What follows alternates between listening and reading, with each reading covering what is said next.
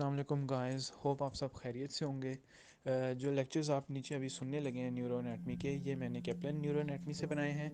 और ये basically layman के लिए बनाए हैं, जिसमें आप कैजुअल वे में सारे लेक्चर्स आप गो थ्रू कर सकते हैं, रिव्यू भी कर सकते हैं। और अगर किसी ने पहली बार सुनने हैं, जो पहले कहीं से पढ़े नहीं हुए, तो उनके लिए भी बहुत हेल्पफुल होंगे। और FCPS पार्ट 1 एग्जामिनेशन के रिगार्डिंग जो इसमें क्वेश्चंस आते हैं उसमें एग्ज़ाम में, वो भी मैंने साथ साथ इसमें डिस्कस किए हैं। तो होपफुली ये बहुत बेनिफिट देंगे आप लोगों को। और प्लीज़ सुने, और साथ जो मेरा लिंक है इसको सब्सक्राइब भी करें और बेल आइकन को भी प्रेस कर दें।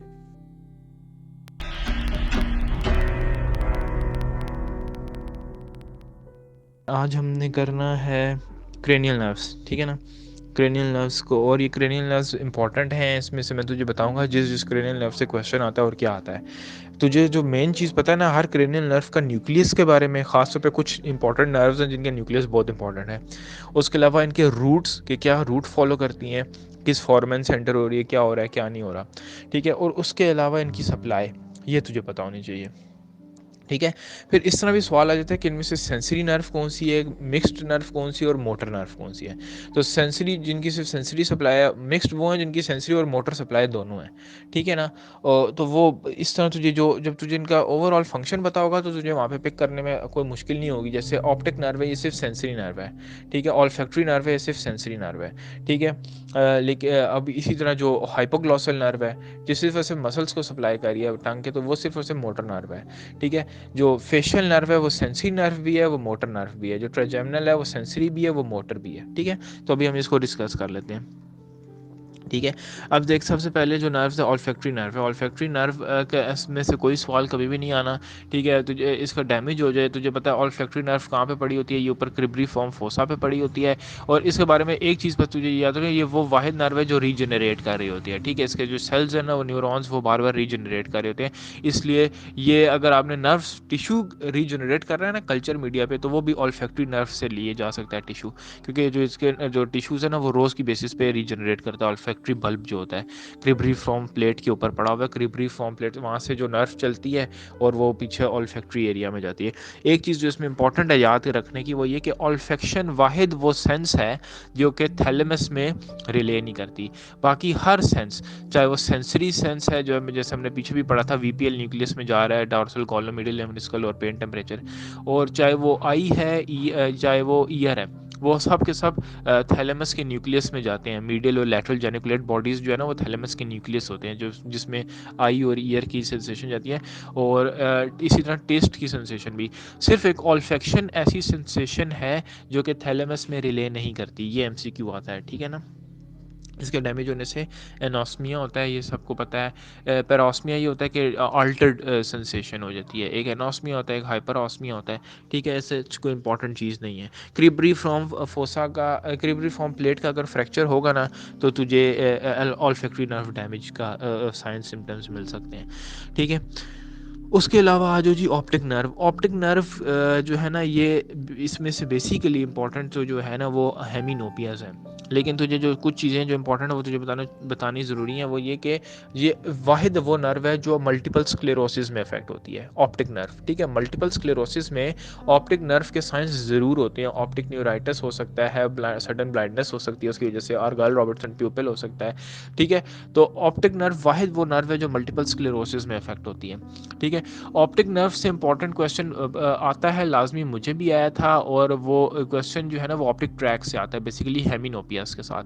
वो तुझे पता होना चाहिए क्या है, कि ऑप्टिक नर्व निकल रही ऑप्टिक कैनाल से, आगे जाके दोनों ऑप्टिक नर्व्स मिल रही है ऑप्टिक क्याज़म पे, और ऑप्टिक क्याज़म किधर पड़ा हुआ है तुझे पता है, वो जो सेला टर्शिका है उसके ऊपर, ठीक है। ऑप्टिक क्याज़मा से पीछे निकलते हैं ऑप्टिक ट्रैक। अब ये तुझे पता होना चाहिए कि ऑप्टिक क्याज़म में जो वो है, नेज़ल फाइबर्स हैं, वो डिकसेट करते हैं, ठीक है। तो जो ऑप्टिक ट्रैक बनता है ना, ऑप्टिक ट्रैक के अंदर जैसे राइट ऑप्टिक ट्रैक है, तो उसके अंदर राइट तो टेम्पोरल होंगे लेकिन लेफ्ट नेज़ल फाइबर होंगे, ठीक है। तो इस तरह इस तरह करके वो जो है वो फाइबर्स डिकसेट करते हैं, नेज़ल फाइबर्स डिकसेट करते हैं। फिर ऑप्टिक ट्रैक जो है वो पीछे चला जाता है लैटरल जेनिकुलेट बॉडी में। वहाँ से जो निकलते हैं वो होते हैं ऑप्टिक रेडिएशंस, ठीक है। ऑप्टिक रेडिएशंस जो हैं वो फिर आगे दो ग्रुप्स में निकलती हैं, कुछ सुपीरियर होती हैं, कुछ इन्फीरियर। जो सुपीरियर होती हैं वो सुपीरियर लोब यानी कि पैराइटल लोब में मूव करती हैं, जो इन्फीरियर होती हैं वो इन्फीरियर लोब यानी कि टेम्पोरल लोब में मूव करती हैं, ठीक है। और ये ऑप्टिक रेडिएशंस फिर पीछे चली जाती हैं ऑक्सीपिटल एरिया, जो कि विजुअल सेंटर है, एरिया नंबर 16-17 है। ये ब्रॉडमैन एरिया नंबर जो है ना, ये मैं आगे डिस्कस करूंगा, अभी सिर्फ मैंने ऐसे ही तुझे बता दिया। तो उधर प्राइमरी विजुअल कॉर्टेक्स में चले जाते हैं, ठीक है। ये ओवरऑल पूरा पाथवे है जो ऑप्टिक नर्व्स का, ठीक है। अब एक और सवाल जो आता है वो ये आता है कि ऑप्टिक नर्व बनती किन न्यूरॉन्स के एक्सॉन्स से ऑप्टिक नर्व बन रही है। तो जो रेटिना की लेयर्स तूने फिजियो में पढ़ ली होंगी, रेटिना की जो आखिरी सेल लेयर है ना, गैंग्लियन सेल लेयर, वो गैंग्लियन सेल लेयर के जो फाइबर्स हैं वो मिलकर ऑप्टिक नर्व बना रहे हैं, ठीक है। ये इंपॉर्टेंट चीज़ है। ये फिजियो में तूने पढ़ लिया होगा, न्यूरोफिजियोलॉजी में, और रेटिना की लेयर्स को, ठीक है। उसके बाद अब ये ऑप्टिक नर्व्स, अच्छा अब सवाल किस तरह आएगा, सवाल ये आएगा कि ऑप्टिक क्याज़म पे कट गया तो क्या होगा, बाइटेम्पोरल हेमिनोपिया। अगर नर्व ही कट गया तो पूरी कंप्लीटली ब्लाइंडनेस होगी। अगर ऑप्टिक ट्रैक पे कटेगा, जैसे राइट ऑप्टिक ट्रैक कटा है ना, तो राइट कटने का मतलब ये है कि ऑपोजिट साइड पे दोनों लेफ्ट साइड पूरी नज़र नहीं आएगी, ठीक है। यानी कि अगर राइट ऑप्टिक ट्रैक कटा है तो राइट साइड के टेम्पोरल फाइबर्स कटे हैं, और टेम्पोरल फाइबर नेजल व्यू देखते हैं, ठीक है। तो तेरी राइट आंख जो है वो उसका नेजल व्यू खत्म हो जाएगा, और लेफ्ट साइड के नेजल फाइबर्स कटे हैं, तो लेफ्ट नेजल फाइबर्स जो है वो टेम्पोरल व्यू देखते हैं, तो लेफ्ट साइड का टेम्पोरल व्यू। यानी कि तू अगर राइट ऑप्टिक ट्रैक कटे है ना, तो लेफ्ट साइड पूरी नजर नहीं आएगी तुझे, ठीक है। दोनों आंखों की लेफ्ट साइड नजर नहीं आएगी, ठीक है। तो यानी कि राइट ऑप्टिक ट्रैक कटने से लेफ्ट होमोनिमस हेमिनोपिया होगा, ठीक है, लेफ्ट होमोनिमस हेमिनोपिया, ठीक है। अब यहाँ से ये तो हो गया होमोनिमस, इसी तरह ऑपोजिट साइड की कटेगी तो राइट होमोनिमस हेमिनोपिया होगा, ठीक हो गया। अब आगे आ जाओ, जो है ऑप्टिक रेडिएशंस अगर कटती हैं तो उसके अंदर भी यही है, लेकिन उसके अंदर मैक्यूलर स्पेयरिंग है, ठीक है। मैक्यूला जो है वो स्पेयर होता है, मैक्यूला के ऊपर इफेक्ट नहीं होता, ठीक है। सेंट्रल जो है ना वो मैक्यूला होता है ना, उसकी स्पेयरिंग होती है, ठीक है। और मैक्यूलर स्पेयरिंग की वजह ये होती है कि उसको बाकी दूसरी तरफ से भी फाइबर्स आ रहे होते हैं, ठीक है ना। अच्छा, और अगर पीछे विजुअल कॉर्टेक्स पे डैमेज है तो उसके अंदर भी मैक्यूलर स्पेयरिंग भी होती है और कंप्लीट ब्लाइंडनेस भी हो सकती है, ठीक है। अच्छा, अब सवाल अगर अब जैसे राइट साइड का कटेगा तो लेफ्ट नज़र नहीं आएगा ना, इसी तरह अगर जो ऑप्टिक रेडिएशंस में सुपीरियर फाइबर कटेंगे तो इन्फीरियर नज़र नहीं आएगा, और इन्फीरियर फाइबर कटेंगे तो सुपीरियर नज़र नहीं आएगा, ठीक है। ये क्वार्टर्स बने हुए हैं, ठीक है। तो अगर वो कहेगा ना कि राइट टेम्पोरल फाइबर पे, राइट टेम्पोरल लोब के अंदर जो ऑप्टिक रेडिएशंस है वो डैमेज हुई हैं, तो राइट है तो मतलब लेफ्ट नज़र नहीं आना चाहिए, ठीक है। तो पहली बात है लेफ्ट है, और दूसरी बात है कि इन्फीरियर फाइबर्स कटे ना टेम्पोरल लोब, तो सुपीरियर नज़र नहीं आएगा, लेफ्ट साइड का सुपीरियर क्वार्टर नज़र नहीं आएगा, तो इसको कहेंगे लेफ्ट सुपीरियर क्वाड्रेंटिनोपिया, ठीक है।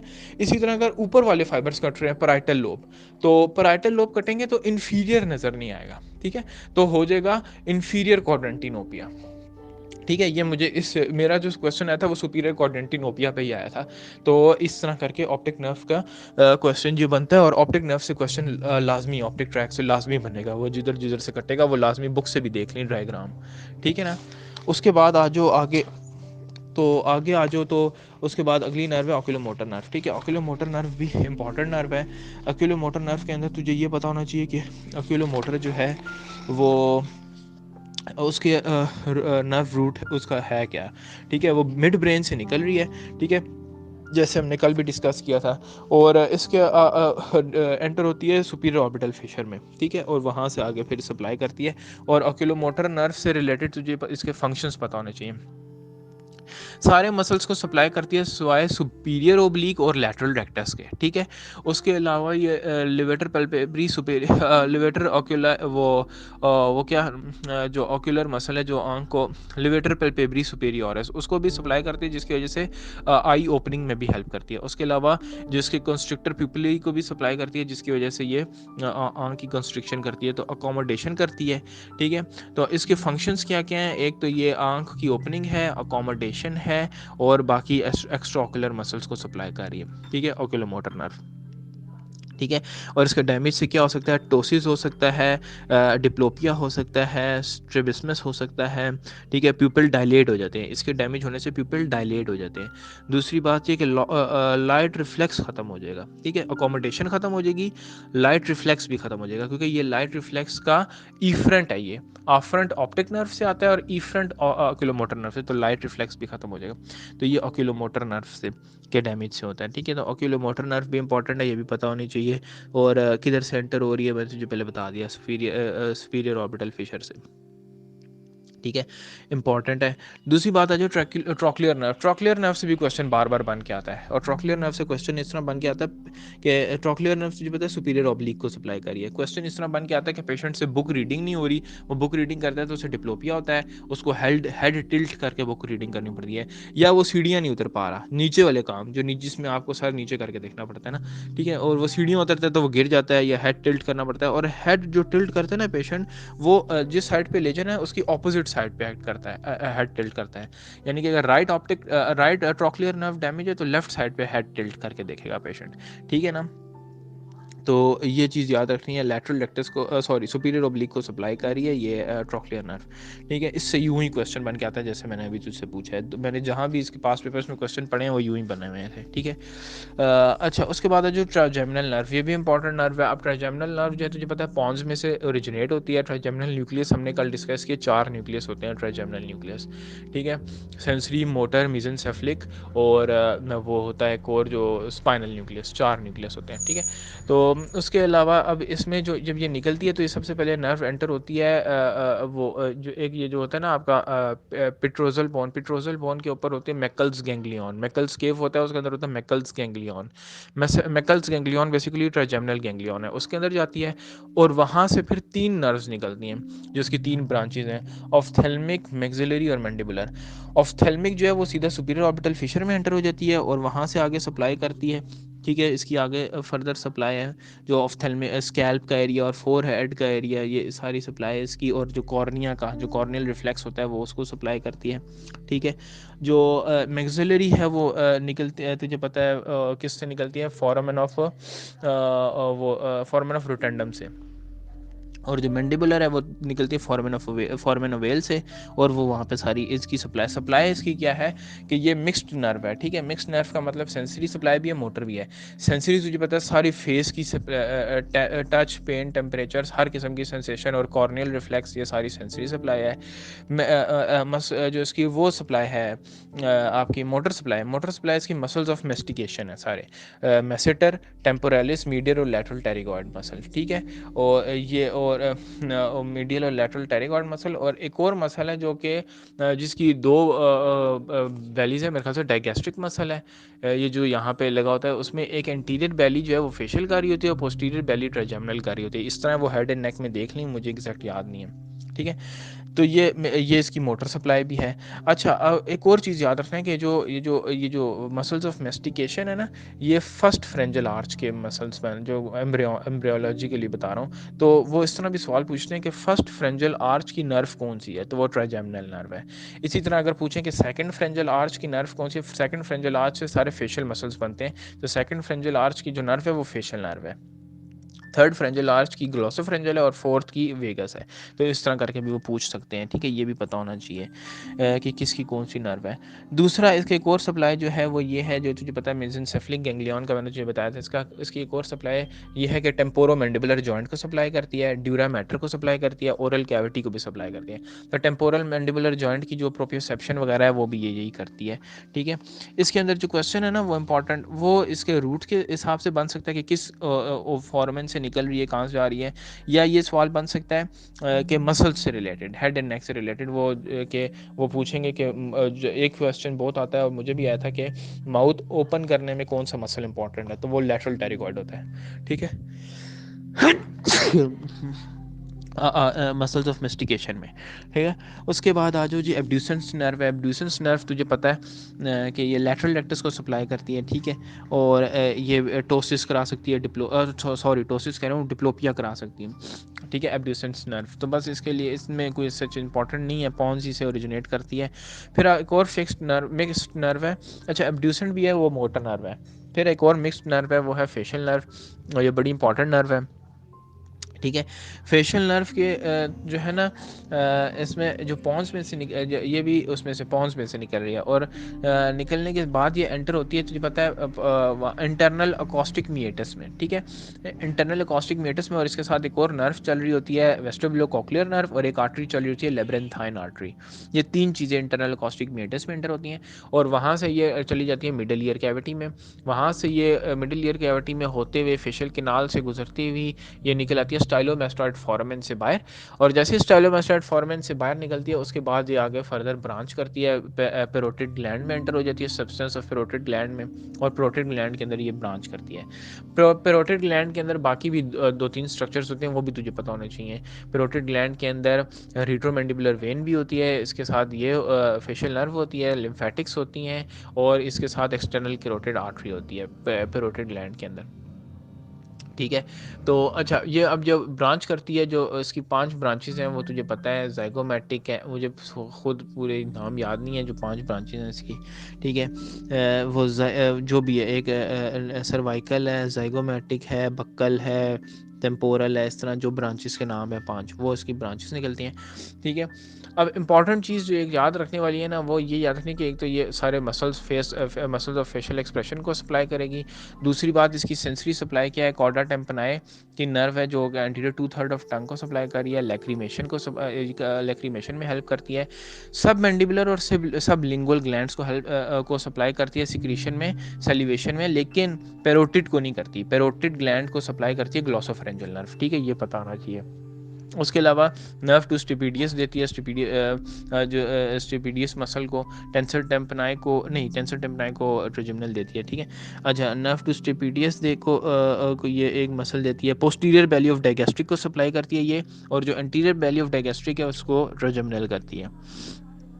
इसके डैमेज से तुझे पता है कि क्या क्या हो सकता है। अब इसके डैमेज में ना 2 तरह के डैमेज है, अपर मोटर न्यूरॉन डैमेज और लोअर मोटर न्यूरॉन डैमेज। तुझे सिर्फ ये पता होना चाहिए कि इनके डैमेज से होता क्या है, तुझे इसका ये नहीं पता होना चाहिए कि कौन से न्यूक्लियस को कहाँ से फाइबर आ रहे हैं, बस तुझे जो मैं बता रहा हूँ अब तूने वो याद रखना है। अगर तो अपर मोटर न्यूरॉन डैमेज है ना, तो ऑपोजिट साइड का लोअर हाफ पैरालाइज होगा, यानी कि फेस पे फोरहेड पे रिंकलिंग वगैरह होगी, आंख भी सही क्लोज होगी, लेकिन जो एंगल है माउथ का वो ड्रूप हो जाएगा, ऑपोजिट साइड का लोअर हाफ। अगर लोअर मोटर न्यूरॉन लेजन है तो अच्छा, अपर मोटर न्यूरॉन लेजन कहाँ से कब तक हो सकता है? अपर मोटर न्यूरॉन लेजन होगा जो ये सेरेब्रल कॉर्टेक्स में अगर लेजन है, इसके सेरेब्रल कॉर्टेक्स में जहाँ से फेशियल फाइबर्स आ रहे हैं, ठीक है, जो कॉर्टिको बल्बर फाइबर्स आगे बनाते हैं वो वाले फाइबर्स, जो पॉन्स के अंदर हैं वो वाले फाइबर्स, वहाँ तक जो है वो पॉन्स तक, जब तक ब्रेन स्टेम में, तब तक जो है वो अपर मोटर न्यूरॉन लेजन है। अगर न्यूक्लियस डैमेज हो रहा है, फेशियल न्यूक्लियस, वो अब जो फेशियल कॉलिकुलस में पड़ा है, जैसे तुझे मैंने बताया था 4th वेंट्रिकल में, फ्लोर में, वहाँ तक जो है वो है अपर मोटर न्यूरॉन लेजन। उसके बाद जहाँ से नर्व निकली तो वो लोअर मोटर न्यूरॉन लेजन हो जाएगा, ठीक है। अपर मोटर न्यूरॉन लेजन में ऑपोजिट साइड का लोअर हाफ, और लोअर मोटर न्यूरॉन लेजन में सेम साइड का पूरा फेस जो है वो पैरालाइज होगा, ठीक है। जो अपर मोटर न्यूरॉन लेजन है ना, बेल्स पाल्सी उसको कहते हैं, ठीक है। अच्छा, अब लोअर मोटर न्यूरॉन लेजन जो है वो सबसे ज़्यादा कॉमन जो है, जो इसकी इंजरी होती है वो फेशियल कैनाल के अंदर हो सकती है, स्टाइलोमास्टोइड फोरामेन के अंदर हो सकती है, ठीक है। तो ये तुझे पता होना चाहिए कि ये फेशियल नर्व की क्या सप्लाई है और फेशियल नर्व के क्या है।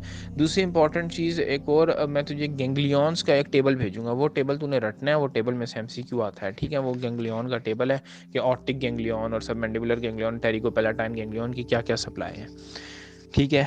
अच्छा, दूसरी बात आ जाओ जी अब वेस्टिबुलोकॉक्लियर, ये भी इंपॉर्टेंट है। इसके अंदर तुझे ये पता होना चाहिए, वेस्टिबुलोकॉक्लियर के अंदर जो वेस्टिबुलर है ना, वो उसके वेस्टिबुलर के 4 वेस्टिबुलर न्यूक्लियस होते हैं, और वेस्टिबुलोकॉक्लियर जो है मेडुला से निकल रही है, और इसके 4 वेस्टिबुलर न्यूक्लियस होते हैं, और जो सुपीरियर ओलिवरी न्यूक्लियस है ना, वो भी इसी का न्यूक्लियस होता है। सुपीरियर ओलिवरी न्यूक्लियस जो है उसका काम होता है हेयरिंग में, ऑडिटरी पाथवे में, तो वो कॉक्लियर न्यूक्लियस ही होता है।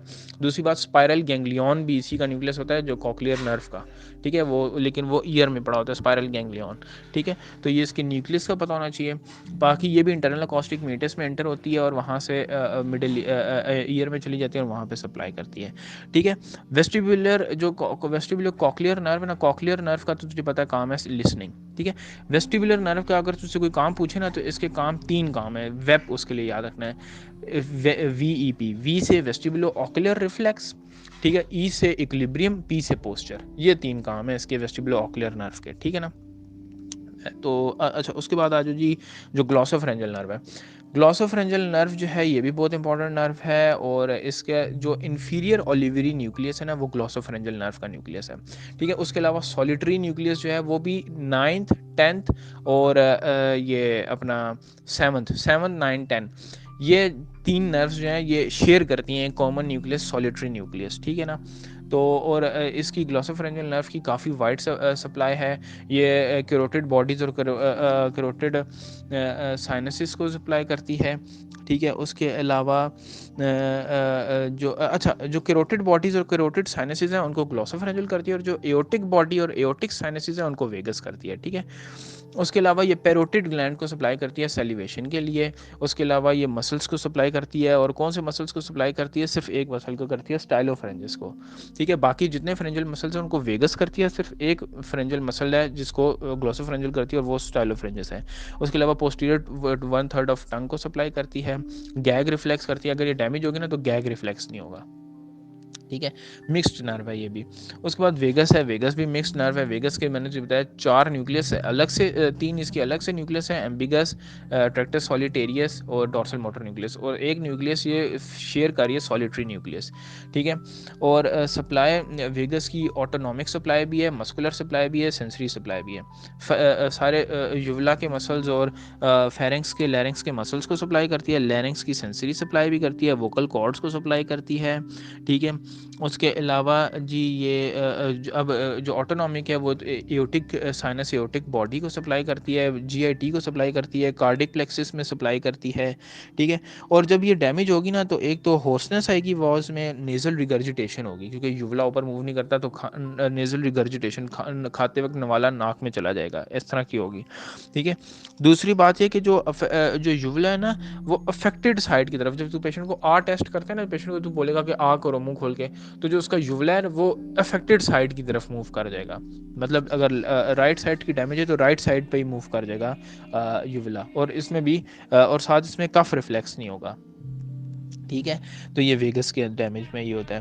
ठीक है, और वेगस नर्व सबसे ज़्यादा इंपॉर्टेंट है पेपर के पॉइंट ऑफ व्यू से। ठीक है, उसके बाद है जी एक्सेसरी नर्व। एक्सेसरी नर्व से भी सवाल आया था मुझे।